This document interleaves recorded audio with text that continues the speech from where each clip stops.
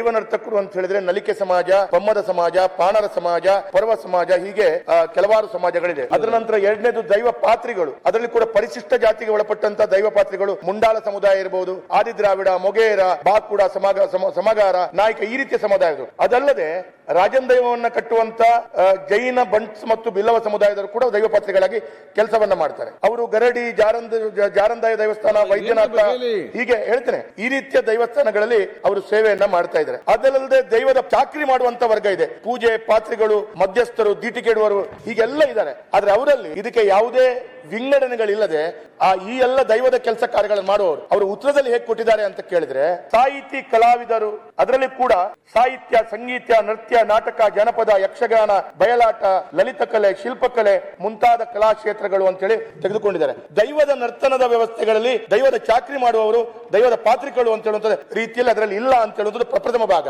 ಎರಡನೇ ಭಾಗ ಏನು ಅಂತ ಕೇಳಿದ್ರೆ, ಅವರು ಕೊಟ್ಟಂತ ಮಾರ್ಗಸೂಚಿಗಳಿದೆ. ಈ ಮಾರ್ಗಸೂಚಿಗಳನ್ನ ಮಂತ್ರಿಯವರು ಸರ್ಕಾರದ ಕಡೆಯಿಂದ ಬದಲು ಮಾಡಬೇಕು. ಆ ಮಾರ್ಗಸೂಚಿಯನ್ನ ದೈವ ನರ್ತಕರಿಗೆ, ದೈವ ಪಾತ್ರಿಗಳಿಗೆ, ದೈವ ಚಾಕ್ರಿ ಮಾಡುವಂತವರಿಗೆ ಸೇರಿಸುವಂತ ವಾತಾವರಣ ಆಗಬೇಕು ಅಂತ ಹೇಳೋದು ನನ್ನದು ಬೇಡಿಕೆ ಇದೆ.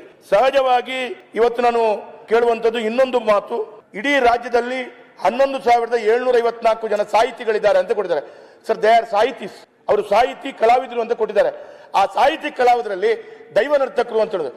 ಕೊನೆಯದಾಗಿ ಒಂದು ಉತ್ತರ ಕೊಟ್ಟಿದ್ದಾರೆ, ಇದರಲ್ಲಿ 3 ಜನ ನಲಿಕೆ ಸಮುದಾಯದವರಿಗೆ ಮಾಶಾಸನವನ್ನ ಕೊಡುವಂತ ಕೆಲಸ ಕಾರ್ಯಗಳು ಆಗ್ತಾ ಇದೆ ಅಂತ ಹೇಳಿ. ನಮ್ಮ ಜಿಲ್ಲೆಯಲ್ಲಿ ಈ ಎಲ್ಲ ಒಳಪಟ್ಟಂತದ್ದು ಎಂತೆಷ್ಟು ಜನಗಳು ಇದ್ದಾರೆ, ಎಷ್ಟು ಸಂಖ್ಯೆಯಲ್ಲಿದ್ದಾರೆ ನಿಮ್ಗೂ ಗೊತ್ತಿದೆ. ನಾನು ಕೇಳುವಂತದ್ದು 2,500 ರೂಪಾಯಿ ತಿಂಗಳಿಗೆ ಮಾಸಾಚನ ಕೊಡುವಂತ ರೀತಿಯಲ್ಲಿ ಈ ಎಲ್ಲ ಸಮುದಾಯದ ಬಂಧುಗಳಿಗೆ ಸೇರಿಸ್ಕೊಳ್ಬೇಕು ಅಂತ ಒಂದು. ಎರಡನೇದು, ಹೊರ ರಾಜ್ಯದಿಂದ ಮದುವೆಯಾಗಿ ಬಂದಂತ ನಮ್ಮ ಜಿಲ್ಲೆಗೆ ಈ ಸಮುದಾಯದವರಿಗೆ ಜಾತಿ ಪ್ರಮಾಣ ಪತ್ರ ಸಿಕ್ಕುವುದರಲ್ಲಿ ತೊಂದರೆ ಆಗ್ತಾ ಇದೆ. ಇದನ್ನು ಕೂಡ ಸರಿಪಡಿಸಿಕೊಡ್ಬೇಕು ಅಂತ ನಮ್ಮ ಬೇಡಿಕೆ. ದೈವಾರಾಧನೆ ನಮ್ಮ ತುಳುನಾಡಿನ ಒಂದು ಬರೀ ಸಂಸ್ಕೃತಿ ಅಂತ ಹೇಳುವುದಕ್ಕಿಂತ ನಮ್ದೆಲ್ಲ ನಂಬಿಕೆ. ಅದು ಬಹಳಷ್ಟು ವರ್ಷಗಳಿಂದ ಕಾಲ ಅದು ಬಂದಿದ್ದು. ಅದರಲ್ಲಿ ಈ ದೈವಾರಾಧನೆ ಅಂದ್ರೆ ಬರೀ ನಮ್ಮ ಸಾಹಿತಿಗಳು, ನಾಟಕದವರಿಗೆ ಕಂಪೇರ್ ಮಾಡ್ಲಿಕ್ಕೆ ಆಗುದಿಲ್ಲ. ತುಳುನಾಡಿನಲ್ಲಿ ದೈವಾರಾಧನೆ ಅಂದ್ರೆ ವಿಶಿಷ್ಟವಾದ ಒಂದು ಸಂಪ್ರದಾಯ.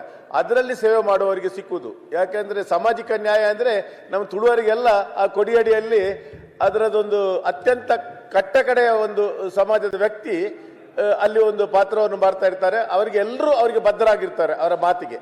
ಅಂದ್ರೆ ಅಲ್ಲಿ ಎಷ್ಟು ದೊಡ್ಡ ವ್ಯಕ್ತಿ ಇದ್ರು ಅವರ ಮುಂದೆ ತಲೆಬಾಗಿ ನಿಲ್ಲುವಂತ ಕ್ರಮ, ಆ ವ್ಯವಸ್ಥೆಯಲ್ಲಿ ತುಳುನಾಡಿನಲ್ಲಿ ಒಂದು ಸಾಮಾಜಿಕ ನ್ಯಾಯದಲ್ಲಿ ನಡೆದಿರುತ್ತೆ. ಅದರಿಂದ ಅಂತ ಕೆಲಸ ಮಾಡುವವರಿಗೆ ಒಂದು ಸಾಮಾಜಿಕ ಬದ್ಧತೆಯಲ್ಲಿ ತಮ್ಮ ಸರ್ಕಾರದಿಂದ ಒಂದು ಮಾಸಾಸನ ಖಂಡಿತವಾಗ್ಲೂ ಕೊಡಬೇಕು ಅಂತ ನಮ್ಮೆಲ್ಲರೂ ಒತ್ತಾಯ.